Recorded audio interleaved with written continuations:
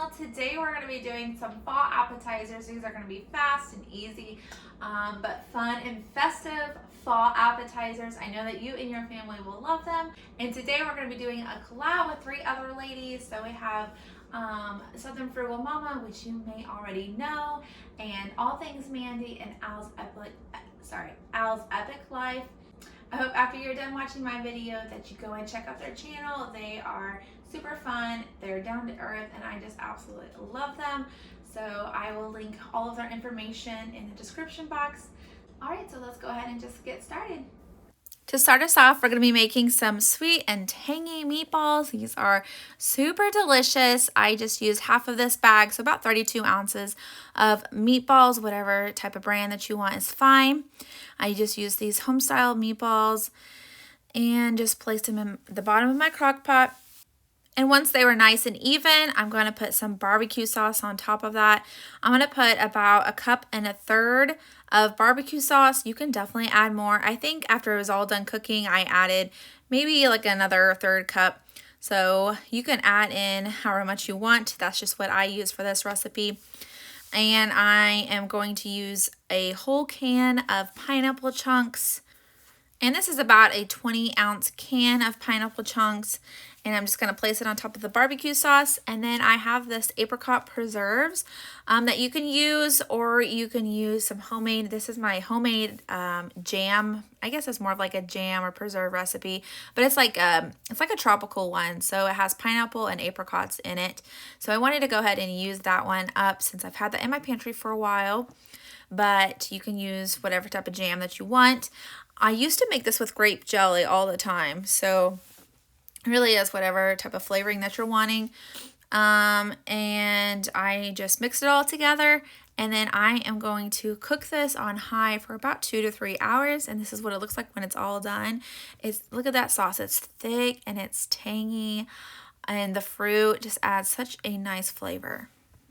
All right, I just wanted to stop and let you all know about this channel that I recently started watching. Her name is All Things Mandy, and she does some of the things that I do, which is just cooking, and she does like a lot of freezer meals and budgeting and a lot of those like extreme budget meals. So I really like watching her, and when you are done watching my video, if you want to check her out and just let her know that I sent you, that would be great.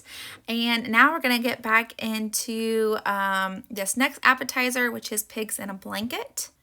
So this box comes with 2 of these puff pastries, and I'm just going to use one of them. And I am going to get my rolling pin out and just kind of make this a little bit thinner, just to kind of stretch it out a little bit. And then once it's to the thickness that you want, now you don't have to roll it out like I did. I'm just trying to get it just a little bit thinner, but if you want them thicker, then by all means, you do not have to roll it out. I'm trying to make 35 of these, so I'm trying to do some math here and figure out how to cut this properly. Because I should have about 35 little smokies in that package. I think when it was all done, it came out to like 36 or something like that. So I'm just kind of trying to plan accordingly, and then I cut it and then realize, yeah, I'm going to need another row here. So I'm just cutting these out so that they'll all fit on my little smokies here. And then when I have it all cut, then I'm just going to use these beef little smokies, and I'm just going to roll them up like this, and I can show you what it kind of looks like when it's all done. It's mummified for sure.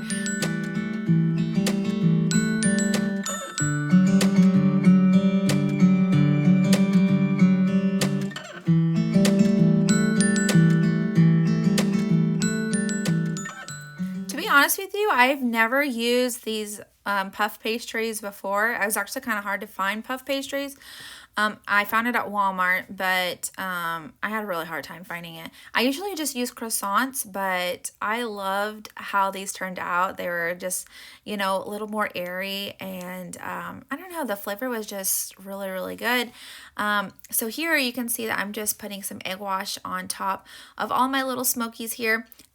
And I'm just going to put this everything bagel seasoning on top.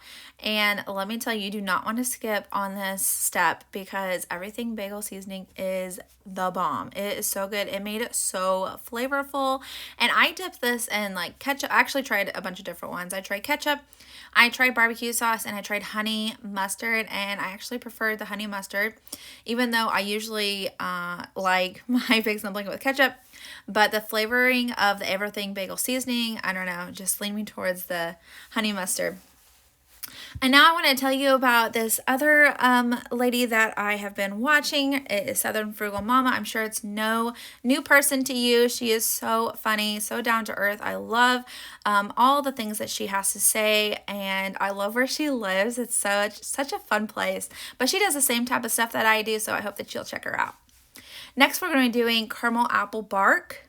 So you're going to melt this whole bag of chocolate chips. You can use whatever type of chocolate chips you want. I use this milk chocolate just because I prefer milk chocolate.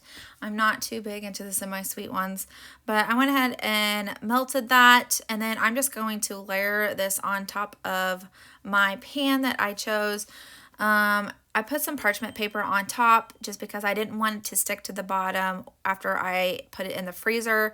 I didn't want it to be a pain in the butt to get out. So it is kind of a pain to like smear the chocolate on top of this parchment paper. But at the end, after you freeze it, it's just going to come off better if you do use this parchment paper. So I'm trying to get this chocolate as even as possible. And then I'm going to layer some Ritz crackers on top of that. I have done this recipe before with pretzels, and my husband actually said that the pretzels were better, but the Ritz was still really good. So you can use pretzels, or you can use Ritz crackers, or any type of crackers really. I think I've seen it with saltine crackers as well, and people seem to like that as well. So I'm just layering these Ritz crackers on top. And then after that's done, I'm going to get a bag of caramels. You can use the ones that are wrapped, or you can use these ones that are like, I don't know, they're like dots, I guess. And I just put them in the microwave for about 1.5 minutes just to melt it. But you can use whichever one. They actually melt the same way. There's really not anything different between them. But I just melt them in the microwave, and then while that is melting in the microwave, I'm going to get started on my apple. So I'm just dicing these up in super fine pieces, and then when it's all cut up, I'm actually going to use a paper towel and just to get all the moisture out of it, because you don't want a ton of moisture in with your caramel, and that way it'll mix better as well. And now that my caramel is all melted through, I'm just kind of stirring it just to make sure that it's completely melted. And then I'm just going to add my caramel to it. My apples to it. And it's kind of hard to mix at first. Like, it's not really sticking very well. So I stuck it in the microwave for about 30 seconds just to kind of melt it down even more and to kind of get the apples mixed through better. I don't know why it worked better after I microwaved it again, but it did. And so after I put this chocolate Ritz in the freezer for about an hour, I'm going to take it. I took it out, and now I'm just pouring this caramel and apple mixture on top of it and just kind of spread it out as evenly as I possibly can.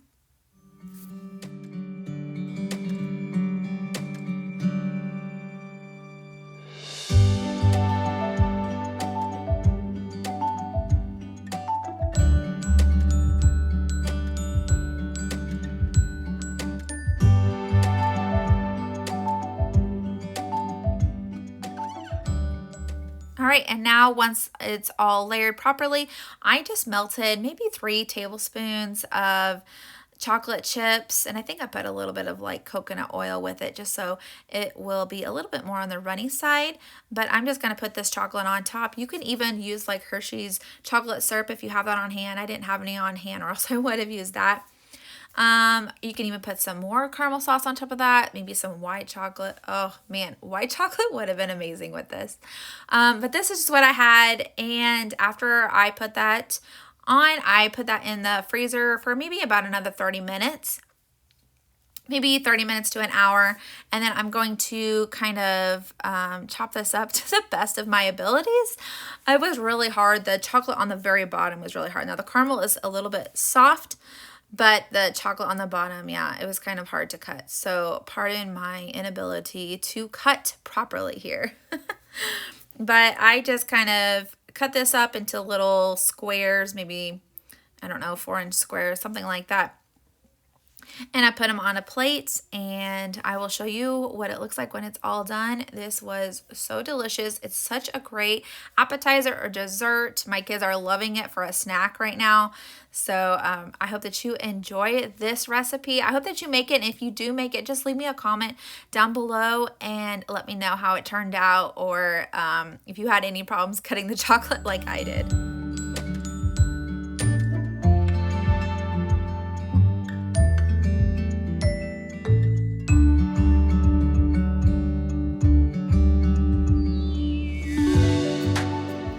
Look how delicious this looks. It is so chocolatey, and it's like the perfect amount of sweet to saltiness. So we absolutely loved this. Okay, and the last channel that I wanted to tell you about is Al's Epic Family Life, and she does some of the same type of things, and she is just making meals and doing some budgeting videos, some emergency budget videos, some just really interesting stuff. So I hope that you check out her channel as well. And next and finally, we're going to be talking about caramel apple bread, which is amazing. I really hope that you try this.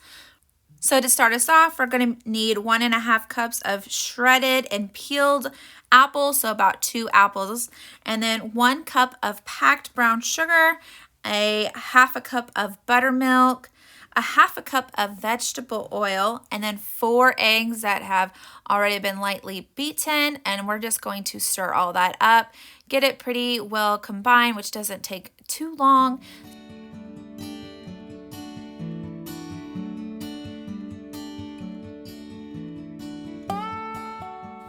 All right, and now we're going to add in some seasoning. So we have 2 teaspoons of ground cinnamon, a teaspoon of salt, a teaspoon of nutmeg, and then 2 teaspoons of baking soda. All right, and then once we add in all our seasonings, we're going to put in 3 cups of flour, and then we're going to give this a good stir to get it all combined.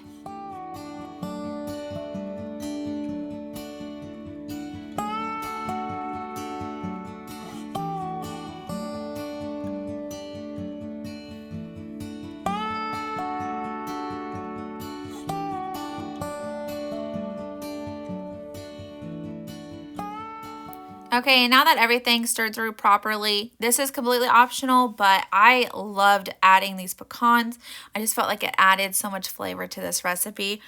But you are going to need about 1/3 cup to 1/2 cup of pecans, just whatever you feel like doing. And I put these in 2 different loaf pans, and I baked it at 350 for about an hour. And then when the loaves were done cooking, I went ahead and started this caramel glaze. So I need about 2 tablespoons of butter, and I'm just melting this butter down to make like this caramel flavoring. And we're going to put in 1/4 cup of brown sugar and give that a good stir. Make sure that's mixed through and it is getting cooked down properly. And then once it gets a little bit thicker, then I'm going to add in a tablespoon of milk and let that stir for a little bit, maybe a minute or 2. Just whisk it and get it well combined. And then once it's a little bit thicker, then we're going to take it off the burner and we're going to add in our powdered sugar.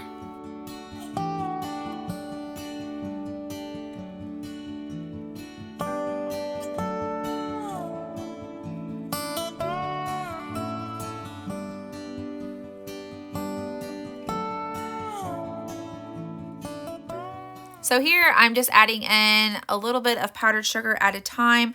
I use a 1/2 cup of powdered sugar, but I'm just adding in a little bit at a time.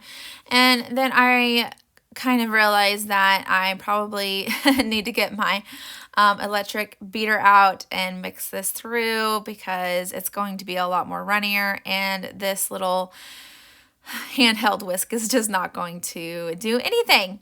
So you know what, you learn as you go, I guess. But I'm just adding in a little bit of powdered sugar at a time, and then I put in maybe a tablespoon or 2 tablespoons of milk. You just want to kind of watch it, and whatever kind of consistency that you want. I wanted it to be able to spread properly.